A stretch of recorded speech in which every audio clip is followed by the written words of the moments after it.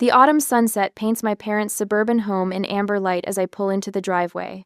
Sunday dinner, a tradition I've maintained despite the subtle tensions that have shadowed our family for years. I smooth my charcoal pencil skirt and straighten my cream blouse before stepping out of my sensible sedan. Through the bay window, I catch a glimpse of movement, laughter. Something feels different tonight. I knock twice before using my key, a habit my mother instilled in me since childhood.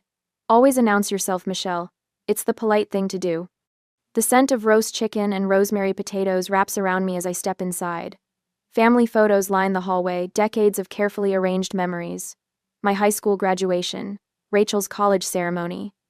Family vacations where I always seemed to be half smiling while everyone else beamed. Michelle, is that you? Mom calls from the dining room. It's me, I answer, hanging my coat on the wooden rack by the door. I follow her voice and freeze at the threshold. Rachel stands by the china cabinet wearing a burgundy cocktail dress that probably cost more than my monthly rent.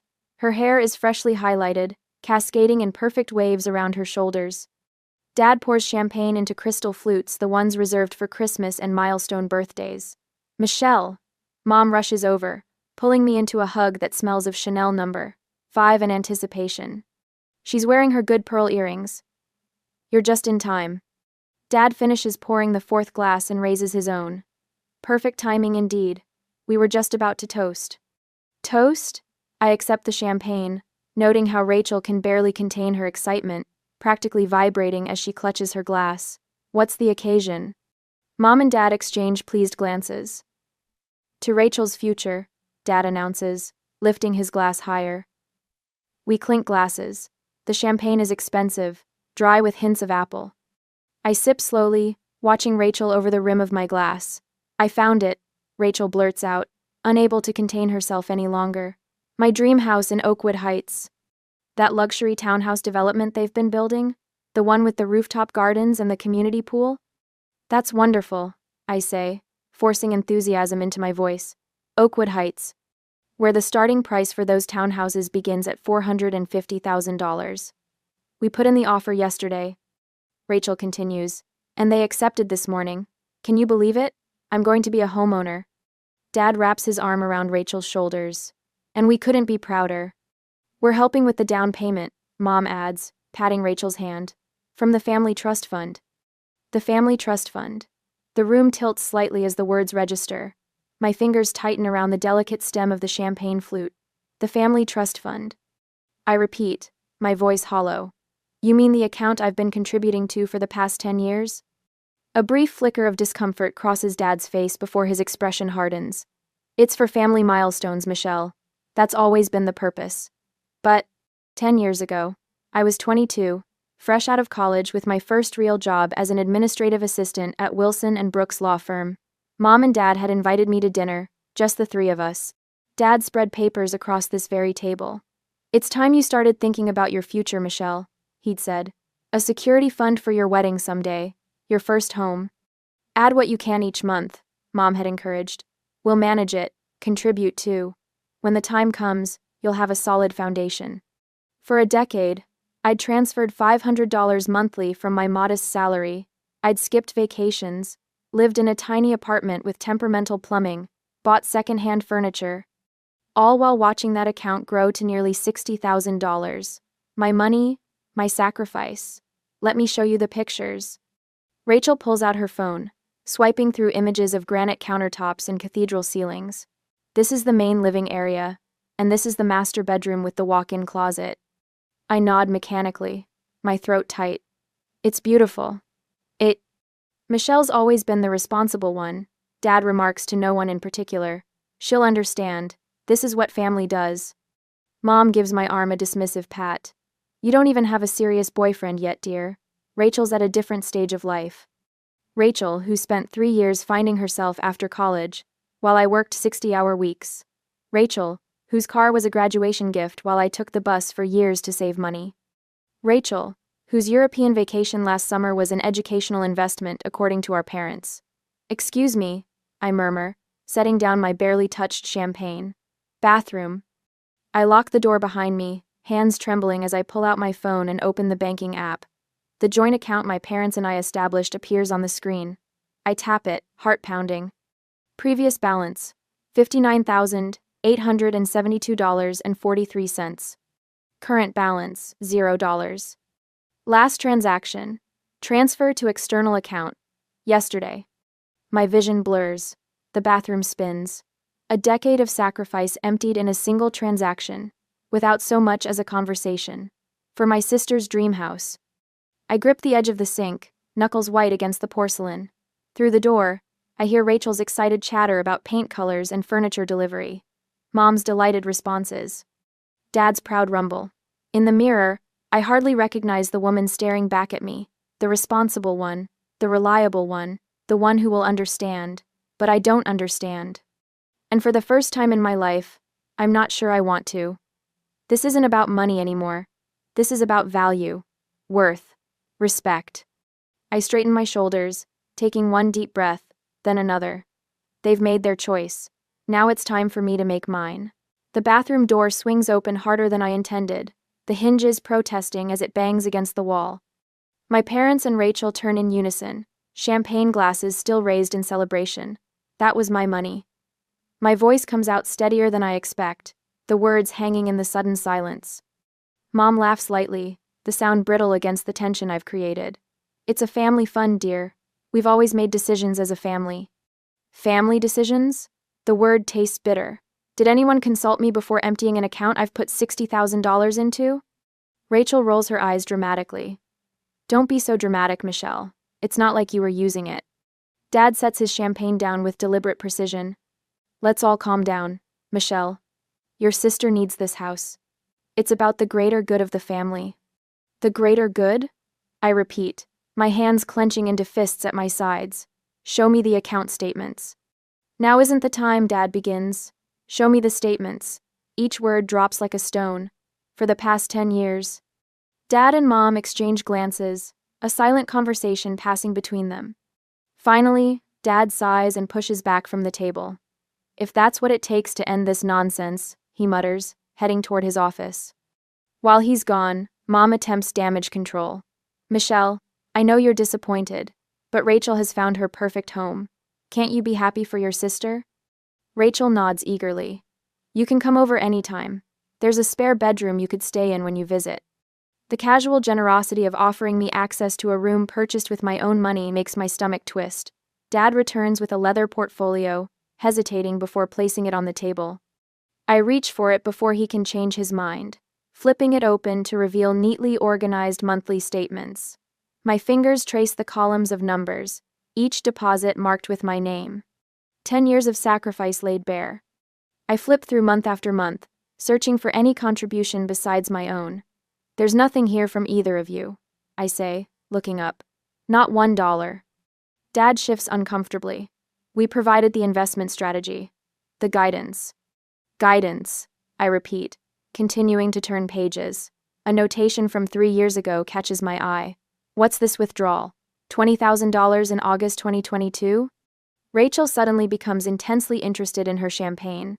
Rachel needed help with graduate school, Mom says smoothly. Just a small loan. I flip more pages, finding other withdrawals. And this $12,000? And these 8 smaller withdrawals? Dad clears his throat. The down payment for Rachel's car, and some help when she was between jobs. Her European vacation to find herself? I ask, already knowing the answer. Mom reaches for my hand, which I pull away. Michelle, family supports each other. Your sister needed these things. And what about my needs? The question hangs between us. You've always been so capable, Dad says, as if it's a compliment. So independent. So independent because I had to be. I counter. Because every time I needed something, the answer was no. That's not fair, Mom says, her eyes welling with tears. After everything we've done for you. What exactly have you done? The question isn't angry anymore, just genuinely curious. We raised you, Dad says sternly. Put a roof over your head. Food on the table. The bare minimum parents are supposed to do, I reply. Family supports each other, Dad repeats, his jaw tightening. Your sister needs this. Start in life. And I don't? I close the portfolio, suddenly exhausted. I've supported this family by being the responsible one for 32 years. Rachel scoffs.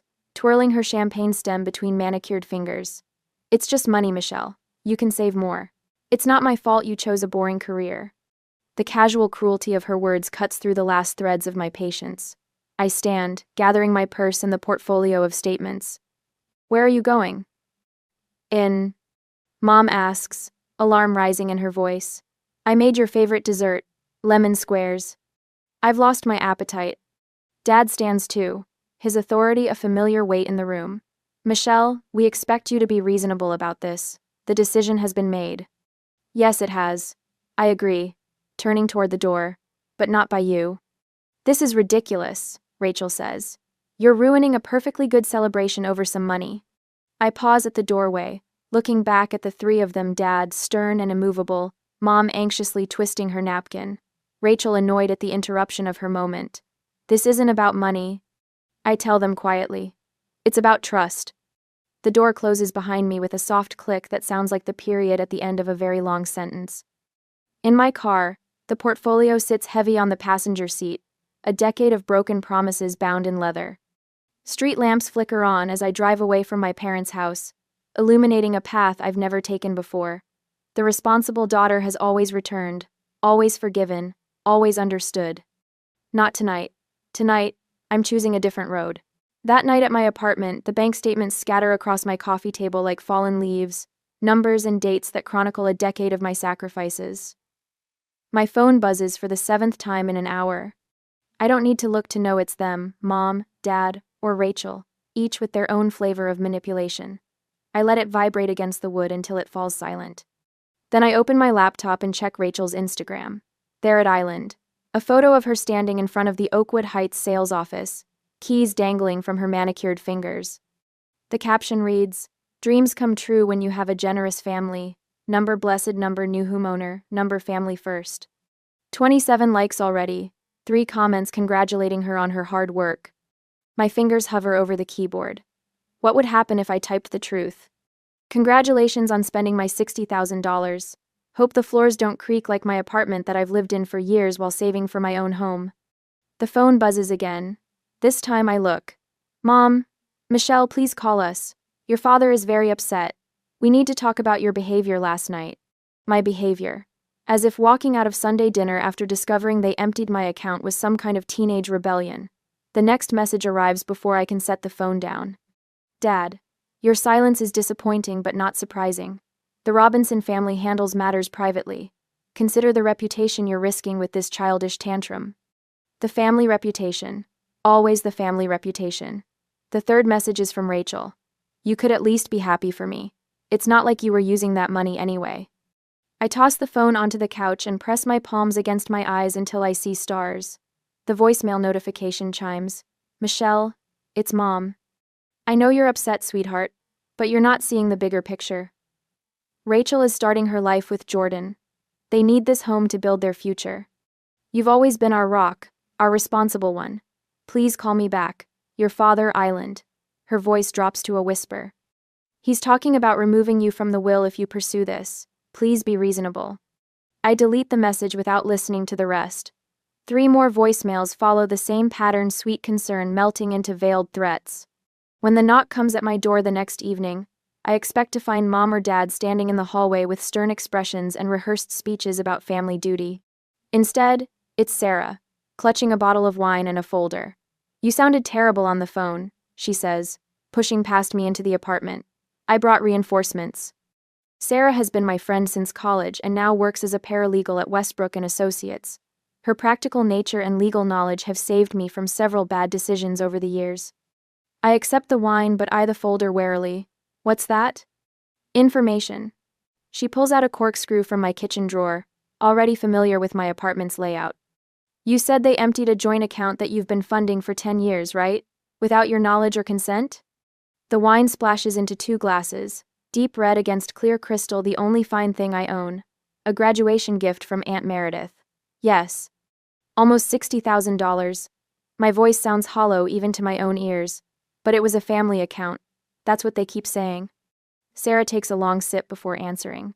That's not just unfair, Beth. It might be illegal. Illegal? The word feels foreign in my mouth when applied to my parents, but their names were on the account too.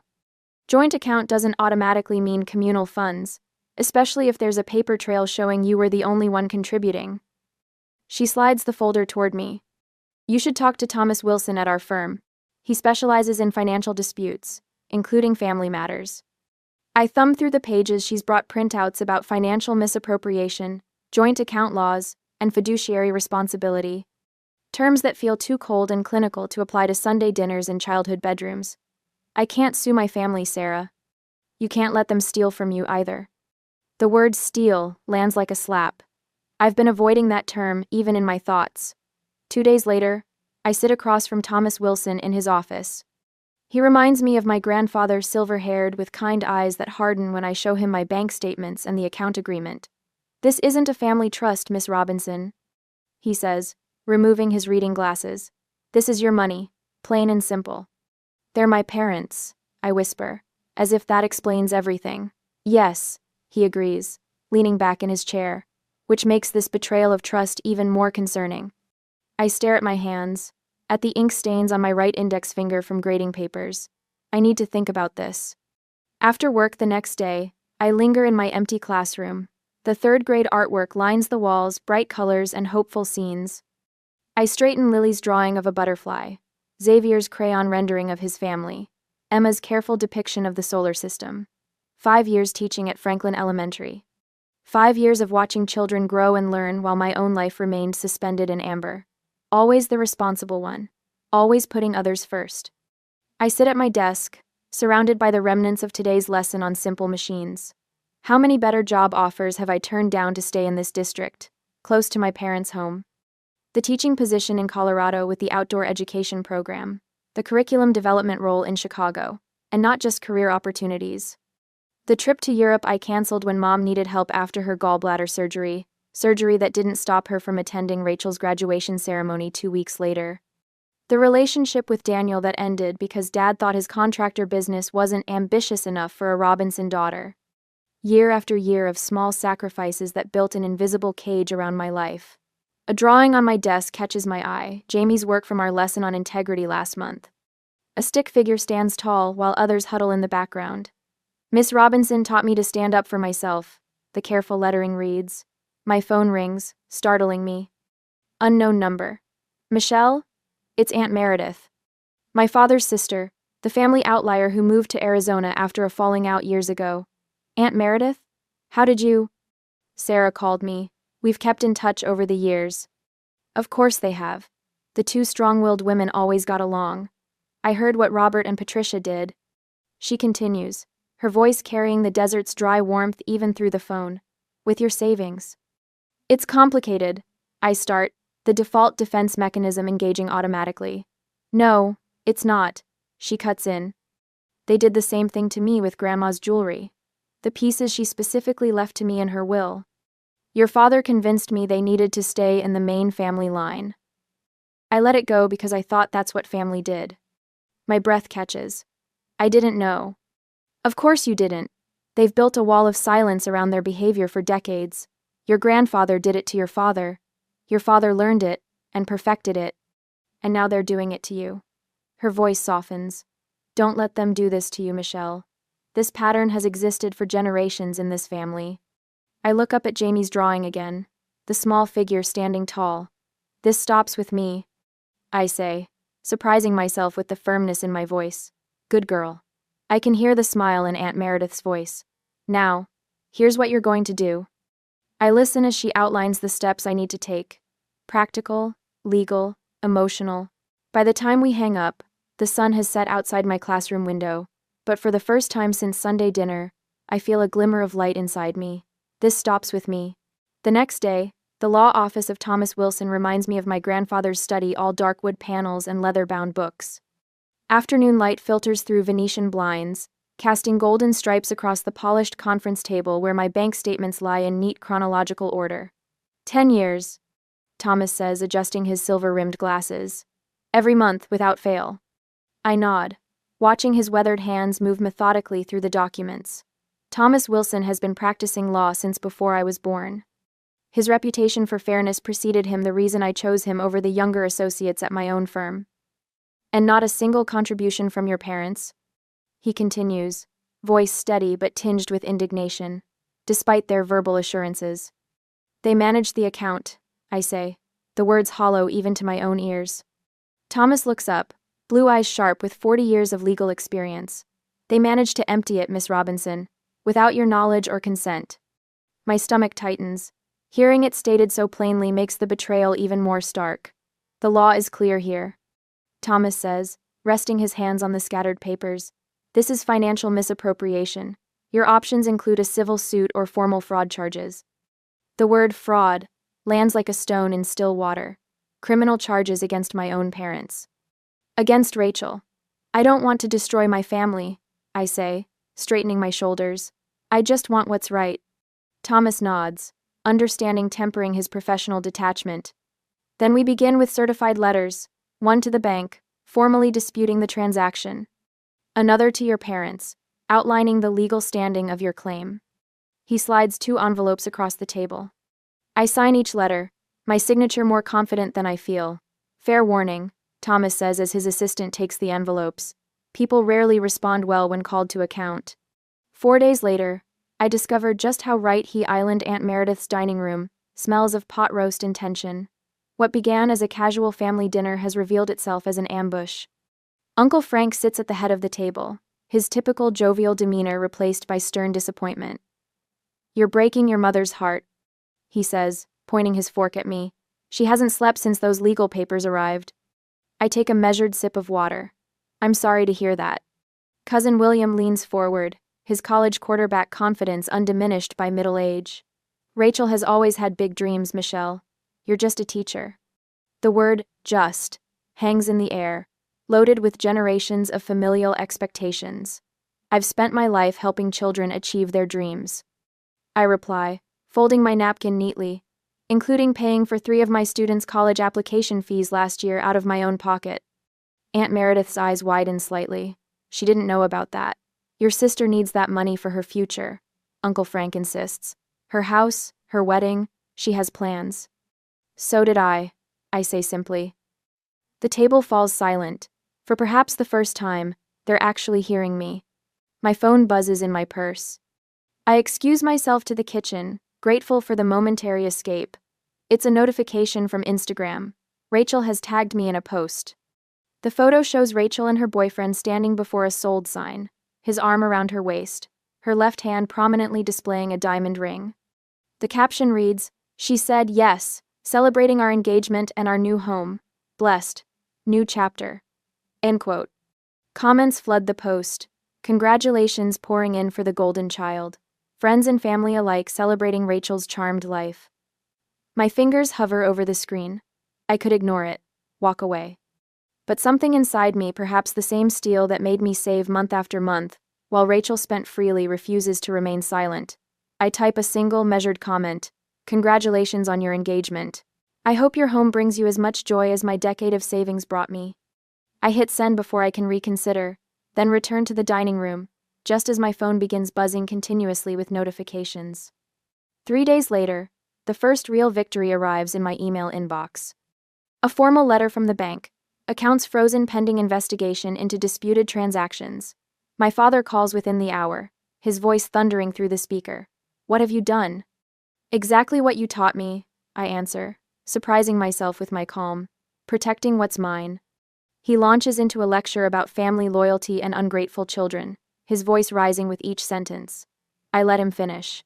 Is that all? I ask when he finally pauses for breath. He hangs up without another word.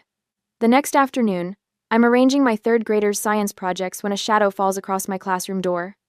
My mother stands there, perfectly coiffed as always, looking oddly out of place among the colorful alphabet charts and student artwork.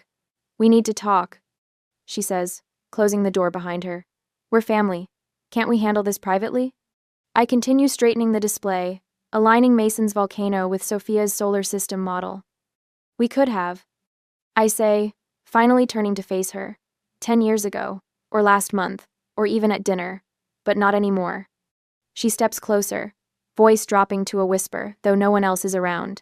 Do you know what this is doing to your father? To Rachel's wedding plans? I think of decade-old promises. Of bus rides in the rain while Rachel drove her graduation gift car. Of my tiny apartment with its temperamental plumbing. Yes, I say, meeting her gaze directly. I know exactly what this is doing. The same thing you've been doing to me for years. For the first time in my life, my mother looks at me, really looks at me, and I wonder if she's finally seeing the woman I've become rather than the compliant daughter she expected me to remain. A week later, the walnut conference table gleams under recessed lighting as I take my seat beside Thomas Wilson. His silver hair catches the light, and the reassuring weight of his legal experience settles around me like armor. Across from us sit my parents and Rachel, a perfect tableau of familial disappointment. Dad's jaw works back and forth. He hasn't looked directly at me since entering the room. Mom's hands twist a tissue into shreds, her pearl bracelet clicking against the table with each nervous movement. Rachel stares at her phone, scrolling through pictures of granite countertops and walk-in closets she now realizes might slip through her fingers. Let's begin, Thomas says, his voice carrying the quiet authority of 40 years in law. He places a leather portfolio on the table and opens it with deliberate care. Dad's hand slams down. This is ridiculous. We're family, not adversaries. Michelle, I raised you better than this. Did you? The words slip out before I can stop them, quiet but razor sharp.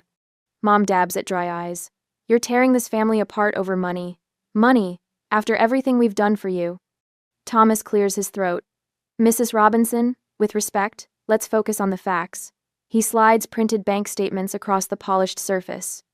These records show a decade of monthly deposits from Michelle's account, $500 each month for 10 years. Rachel finally looks up, color draining from her face as she sees the columns of numbers. Plus, Thomas continues, statements showing zero contributions from Robert or Ellen Robinson throughout this period. Dad's face reddens. We manage the account. That's a contribution. Mismanaged would be more accurate, Thomas replies, his tone unchanged. Under state law, this constitutes financial misappropriation, the transfer of funds without proper authorization. We didn't need authorization, Dad interrupts. It's a family fund. That's not what the paperwork indicates, Thomas says, tapping another document. The account was established in Michelle's name with you as co-signatories, not as a discretionary family trust. Mom leans toward Dad, whispering urgently. His expression shifts from defiance to calculation. Rachel pushes back from the table. You promised me that house. I've already told everyone. I've already picked out furniture. Rachel, Mom says, her tone sharp for the first time. No. Rachel's voice rises. This is humiliating. What am I supposed to tell Jason? That we can't afford the house because my sister is being selfish? Selfish? The word hangs in the air between us. I lived in an apartment with broken heating for 3 winters to save that money. Dad and Mom exchange glances. Some silent communication passes between them, the language of a 35-year marriage that's always excluded me. Dad straightens his tie and leans forward. Let's be reasonable. Michelle, we're willing to compromise. We'll split the money 3 ways fair for everyone. Thomas starts to speak, but I touch his arm. This moment belongs to me. No. The single syllable falls like a stone in still water. It was never yours to split. Dad's face hardens. Is this how you repay us for everything? Your mother and I gave you every advantage. Did you? I place my palms flat on the table. You gave Rachel a car for graduation. I took the bus for 2 years. You paid for Rachel's master's degree. I worked full-time while studying. You funded her finding herself trip to Europe. I haven't had a vacation in 6 years. Mom flinches. And when I trusted you, when I believed you were helping secure my future, you emptied my account without a word. Thomas slides a document forward. We've prepared a settlement agreement, full restoration of Michelle's funds, with 5% interest compounded annually. This is quite generous, considering we could pursue damages. Dad stares at the paper as if it might bite him. You would sue your own parents? I would protect what's mine, I answer, just like you taught me. The room falls silent except for the soft whir of the air conditioning. Rachel's phone pings with a notification, but she doesn't check it. Mom whispers something to Dad. He nods curtly, then reaches for the pen Thomas offers. His hand trembles slightly as he signs his name, the black ink a stark contrast against the white page. Mom signs next, her signature flowing and elegant, never once raising her eyes to meet mine. Rachel stands abruptly, chair scraping against hardwood. This is so typical. Perfect Michelle gets her way again. I've already told everyone about the house. That's not my problem, I say, surprised by the steadiness in my voice. Family helps family, Mom says weakly. That's what we've always believed. This was never about the money. I take the signed agreement Thomas passes to me. It was about respect. Rachel storms out, the door closing with a heavy thud behind her. Mom follows after giving me one last disappointed look. Dad lingers, his authority diminished in the wake of legal consequences. I hope you're satisfied, he says finally. I study his face, the features I've always searched for in my own reflection. I'm not satisfied, Dad. I'm just finally standing up for myself. He leaves without another word. Thomas gathers his documents, tucking them neatly into his briefcase. The bank will process the transfer by tomorrow afternoon. Would you like me to have them prepare a cashier's check? Yes, I say, feeling lighter than I have in years. Thank you. The next day, I hold the check in my hands. $62,865.17. 10 years of my life quantified in dollars and cents. I drive to Westside Elementary where I've taught third grade for 6 years. In the administrative office, I write a check for $5,000 to the school's scholarship fund. Principal Alvarez asks what prompted such generosity. An inheritance, I say. From myself. That afternoon, a realtor named Janet shows me through a small cottage on Maple Street. It's nothing like Rachel's luxury townhouse, just 2 bedrooms with worn hardwood floors and a kitchen that needs updating. But the backyard has an ancient oak tree, and sunshine streams through windows that face east. It's quiet, Janet says apologetically. Some people prefer more activity. I walk through empty rooms, my footsteps echoing against bare walls. In each space, I see possibilities unfolding: bookshelves filled with novels, a comfortable sofa for Sunday mornings, a dining table where friends will gather. For the first time, I imagine a future entirely of my own design. That evening, I call Aunt Meredith. When she answers, I can hear her television in the background, her favorite game show. I found my home, I tell her. Your home or a house? She asks, always precise with language. I smile into the phone. Both. The morning sun warms my back as I kneel in the freshly tilled soil, planting purple coneflowers along the stone path. 1 year has transformed this overgrown yard into something alive with possibility. Aunt Meredith works beside me, her gardening gloves caked with earth, her silver hair caught in the spring breeze. Your grandmother would approve, she says, patting the soil around a sturdy seedling. She always said gardens are where we plant our hopes. I smile, remembering the woman who taught me patience long before I understood its value. I think I finally understand what she meant. My cottage stands behind us, no longer the neglected foreclosure I purchased with my reclaimed savings. The pale yellow paint brightens the weathered siding, and window boxes burst with geraniums. It's modest, nothing like Rachel's luxury townhouse, but entirely mine. Inside, photographs line the mantel above the small fireplace. My 5th grade class performing their science play. Sarah and me hiking in the Blue Ridge Mountains. Aunt Meredith and I at the closing, holding up my house keys. No recent family portraits grace these walls, an absence that occasionally aches but no longer defines me. Hand me that watering can, would you? Aunt Meredith asks, interrupting my thoughts. As I pass it to her, movement at the garden gate catches my eye. My mother stands there, uncertainty written across her face. She clutches her purse with both hands, looking smaller somehow, diminished without my father beside her. Michelle, she says, using my childhood nickname for the first time since our confrontation. Your flowers are beautiful. Aunt Meredith glances between us, then tactfully murmurs something about checking on her strawberry tarts in the oven. She squeezes my shoulder as she passes, a silent reassurance. Thank you, I reply, rising slowly, brushing soil from my jeans. Would you like to come in? Mother hesitates at the threshold, as if crossing into my space requires permission she's unsure she deserves. I didn't bring anything. I should have brought something. It's all right. She takes 3 careful steps into the garden, then stops. I've been thinking about what happened. What we did.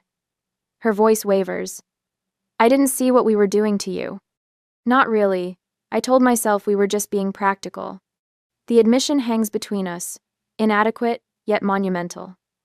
A year ago, I would have demanded more, a complete accounting of every inequity. Now, I recognize the courage this small acknowledgement requires. I'm glad you see it now, I say simply. She nods, blinking rapidly. Your father still doesn't understand. He says you abandoned the family. I didn't abandon anyone. I just stopped abandoning myself. A robin lands on the bird bath, splashing briefly before taking flight again. We both watch it go. Would you like some tea? I offer. It's not forgiveness, not yet, but it's an opening, a small crack in the wall between us. Later that evening, my small dining table holds a gathering unlike any my family ever hosted. Aunt Meredith passes a platter of roasted vegetables to Sarah, while Thomas Wilson, my silver-haired attorney, tells a story that has everyone laughing. My colleague Jack raises his glass in a spontaneous toast. To building our own definitions of family, he announces. As twilight deepens, I settle onto my porch swing with my journal. The evening breeze carries the scent of lilacs, as I write the simple truth that took 32 years to discover. The most valuable thing I've gained isn't this house. It's the knowledge that I matter too. I look up as the last light fades, watching fireflies begin their evening dance above my garden. For the first time in my life, I am perfectly at peace in my own space.